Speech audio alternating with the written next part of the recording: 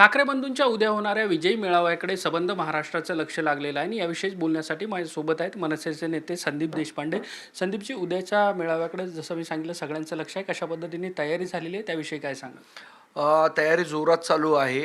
आमचे सन्माननीय नेते नांदगावकर साहेब असतील, तिकडनं अनिल परब साहेब असतील, यांच्या वारंवार बैठका होत आहेत.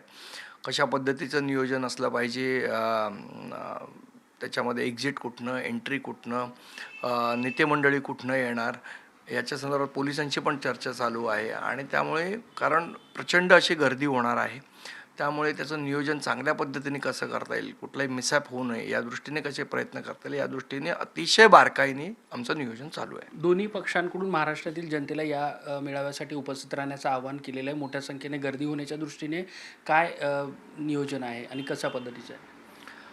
निश्चित कसं आहे, शेवट पार्किंगची व्यवस्था करणं पण आवश्यक आहे. यासाठी आम्ही रेसकोर्सचं पण पार्किंग बुक केलेलं आहे. नंतर कोस्टल रोडच्या ब्रिजच्या खालचं पार्किंग महानगरपालिकेचं अवेलेबल आहे, ते बुक केलेलं आहे. फायर इंजिन्सची ऑर्डर केलेली आहे. सगळ्या प्रिकॉशनरी मेजर्स आम्ही घेतलेले आहेत त्याच्यामध्ये. दोन्ही ठाकरे बंधू या मेळाव्यात काय बोलतील स्वाभाविक आहे, सगळ्यांचं लक्ष लागलेलं आहे. त्याचसोबत इतर कुठल्या पक्षांची नेते मंडळी जी आहे ती या मेळाव्यासाठी उपस्थित या संदर्भातली चर्चा आमचे पक्षाचे नेते नांदगावकर साहेब करतायत सगळ्यांची. मला असं वाटतं ते याच्याबद्दल जास्ती डिटेल आपल्याला सांगू शकतील.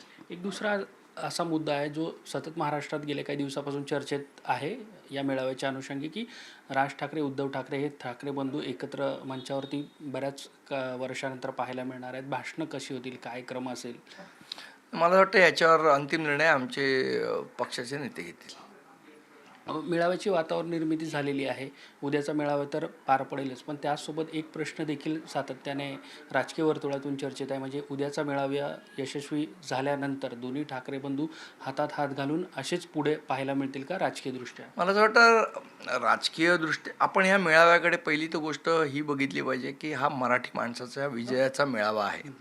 हा कुठलाही राजकीय मेळावा नाही आहे. त्यामुळे मला असं वाटतं ह्याकडे बघताना आपण राजकीय कुठल्याही याच्यातनं बघू नये.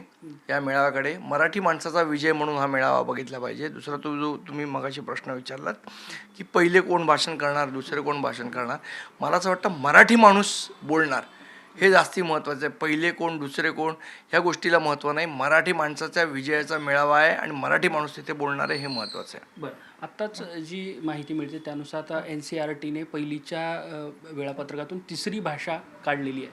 नाही, निश्चितपणे आनंद आहे त्याचा. आम्ही हीच मागणी करत होतोय.